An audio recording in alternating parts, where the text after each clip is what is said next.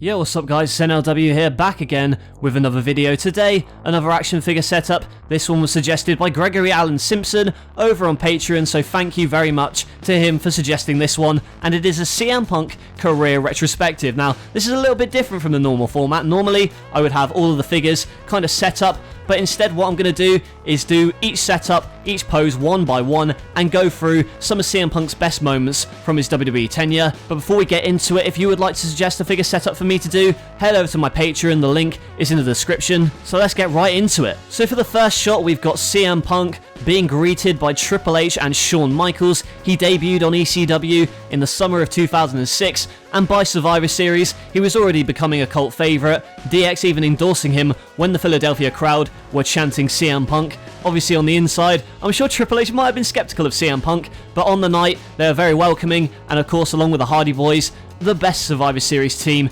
ever in my opinion, kind of cementing CM Punk as a top star in the future. And moving on from that, he also competed at Money in the Bank at WrestleMania, and then throughout ECW started a feud with Johnny Nitro, who would become John Morrison, over the ECW title. And I don't know what was going on between these two because something wasn't really clicking, although their final match on the September 4th edition of ECW, CM Punk's last chance to win the title, and he did it. He won the ECW title finally, and there he is, celebrating with his championship. Went on to have quite a lengthy reign, defending against the likes of Elijah Burke, Big Daddy V, and The Miz, and of course eventually lost it to Chavo Guerrero, but he wouldn't be down in the dumps for long because at that year's WrestleMania 24, he won Money in the Bank. And I remember watching as a kid and thinking it was quite an odd choice to give it to an ECW guy, but I was all for it. I was a CM Punk fan at the time, even though I didn't catch much ECW, so to my surprise when he was drafted to Raw, I was very excited because I actually watched Raw, and lo and behold, he cashed in immediately on Edge to win the World Heavyweight Championship. And I'll tell you, 8-year-old, 10-year-old me was stoked to see CM Punk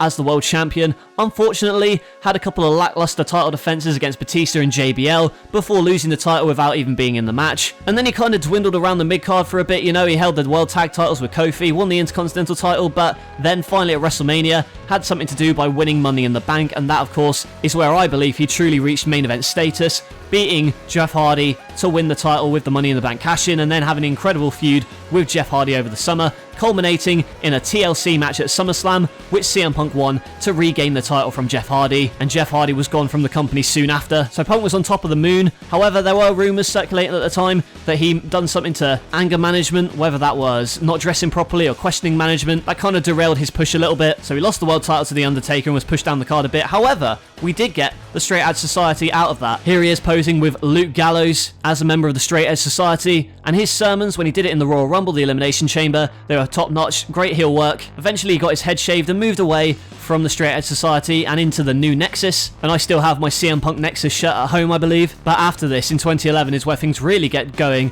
for CM Punk, entering into a feud with John Cena. His contract was up and he was looking to leave WWE with the WWE title. He beat John Cena at Money in the Bank, much to the chagrin of Vince McMahon, and thus the Summer of Punk was born. Unfortunately though, it did not live up to its potential. He lost to Triple H at Night of Champions 2011, lost the title to Alberto Del Rio, and it seemed that things weren't exactly picking up for CM Punk until he won the WWE title in Madison Square Garden, making Alberto Del Rio tap out and becoming the new WWE champion. And it was following this, heading into WrestleMania, he entered a feud with the so-called best in the world, Chris Jericho. Jericho and Punk having a good match at WrestleMania, and then an even better match in a Chicago street fight at Extreme Rules. Following on from this, CM Punk had another belter of a WWE title feud with Daniel Bryan. I still remember Over the Limit being one of my favourite matches ever, and of course the inclusion of AJ Lee, CM Punk's now wife, was a nice touch to add on that. Now CM Punk up to this point, he wasn't really being featured in many high profile feuds. In fact, he was kind of in the mid-card even as WWE champion. That was until he attacked The Rock on Raw 1000, officially turning heel, continuing his record-setting WWE title reign. He went into a match against Ryback, which I remember actually liking at the time, but maybe that's because I was so skeptical of Ryback. However, eventually, CM Punk did end up losing the WWE Championship to The Rock at the Royal Rumble, which miffed a few fans at the time, to say the least. He did go on, though, to WrestleMania 29, his last WrestleMania to date, to go one-on-one with The Undertaker. Unfortunately, he could not break the streak, but it was a phenomenal match nonetheless. He went away for a bit, came back as a face, and then broke away from Heyman, leading to a feud with the Beast Incarnate, Brock Lesnar. Yet again, another phenomenal match at SummerSlam. It seemed like 2013 was CM Punk's year in terms of high quality matches. Lesnar won that one, but CM Punk did look like a star in that match. And unfortunately, that's really the peak of CM Punk's WWE career, because after that it kind of went downhill. He had a couple of matches against Ryback again, which weren't very good, and then putting over the Shield, of course the infamous Make Roman Look Strong meme, then kind of a mini nothing feud with the New Age Outlaws, and then finally at the Royal Rumble 2014 getting chokeslammed through an announce table by Corporate Kane, and that ends CM Punk's WWE tenure. It went out with a whimper. He was burnt out, he needed to get out, and I think the need to see CM Punk back in the WWE ring has kind of subsided now. He seems happy with what he's doing on his own, but I don't think it can be overstated how key he was